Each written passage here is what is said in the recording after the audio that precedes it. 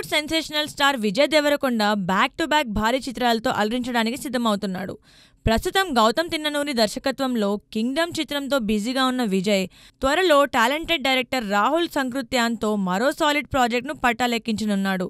గతంలో టాక్సీవాలాతో ఈ కాంబినేషన్ ప్రేక్షకులను అలరించిన సంగతి తెలిసిందే. ఇప్పుడు మరోసారి వీళ్ళిద్దరూ కలిసి సినీ ప్రియులకు మరో విభిన్న చిత్రాన్ని అందించేందుకు రెడీ అవుతున్నారు. ఈ చిత్రంపై ఇప్పటికే భారీ అంచనాలు నెలకొనగా హీరోయిన్గా నేషనల్ క్రష్ రష్మిక మందాన ఎంపికైనట్లు తాజా సమాచారం. దర్శకుడు రాహుల్ సంకృత్యాన్ నిర్మాణ సంస్థ మైత్రి మూవీ మేకర్స్ నుంచి వచ్చిన హింట్స్తో ఈ విషయం దాదాపు కన్ఫర్మ్ అయింది. అయితే అధికారిక ప్రకటన మాత్రం ఇంకా వెలువడాల్సి ఉంది. విజయ్ రష్మిక జోడీ గత చిత్రాల్లో సూపర్ హిట్ కెమిస్ట్రీతో అలరించిన నేపథ్యంలో ఈ కొత్త ప్రాజెక్ట్పై అభిమానుల్లో ఉత్కంఠ నెలకొంది. త్వరలోనే ఈ చిత్రానికి సంబంధించిన మరిన్ని అప్డేట్స్ రానున్నాయని టాక్.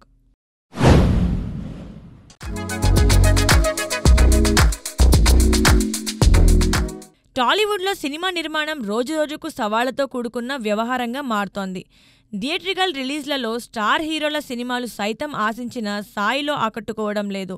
ఈ నేపథ్యంలో నిర్మాతలు కార్పొరేట్ సంస్థలతో షేర్ డీల్స్ ద్వారా ఫండింగ్ పొందుతున్నారు. తాజాగా నేచురల్ స్టార్ నాని నటిస్తున్న ప్రెస్టీజియస్ మూవీ ది ప్యారడైజ్కు ప్రముఖ నిర్మాణ సంస్థ సరిగమ ఫండింగ్ అందించేందుకు ముందుకొచ్చింది. ది ప్యారడైజ్ షూటింగ్ శుక్రవారం ప్రారంభమైంది.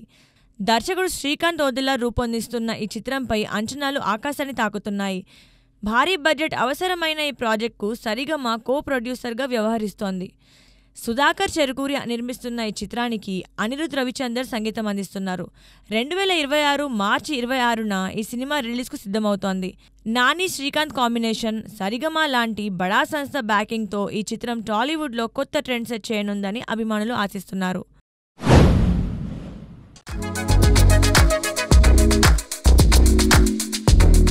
టాలీవుడ్ యంగ్ డైరెక్టర్ గోపీచంద్ మలినేని బాలీవుడ్లో జాట్ చిత్రంతో సాలిడ్ హిట్ సాధించి సత్తా చాటాడు.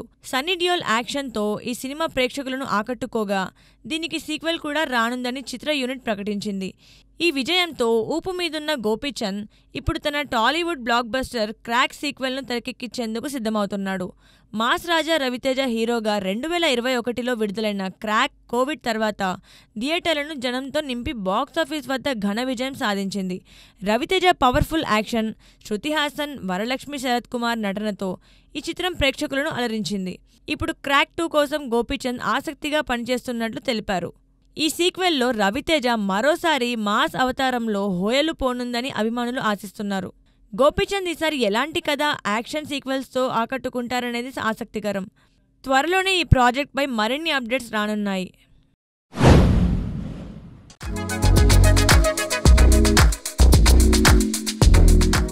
భారత క్రికెట్ స్టార్ విరాట్ కోహ్లీ, తమిళ నటుడు సింబు అలియాస్ సిలంబరన్ టీఆర్ మధ్య సోషల్ మీడియాలో చర్చ హోరెత్తుతోంది. ఓ చాట్ షోలో విరాట్ ఎస్టీఆర్ నటించిన పత్తుతల సినిమాలోని నీ సింహం దాన్ పాటను ఇష్టపడతారని చెప్పారు.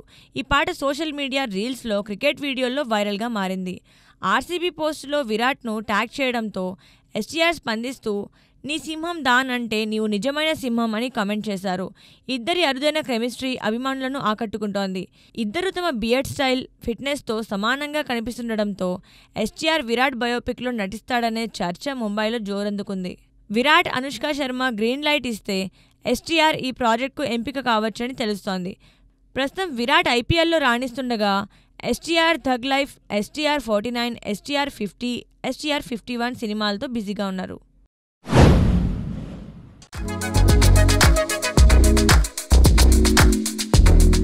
కోవిడ్ తర్వాత సినీ పరిశ్రమలో భారీ మార్పులు చోటు చేసుకున్నాయి.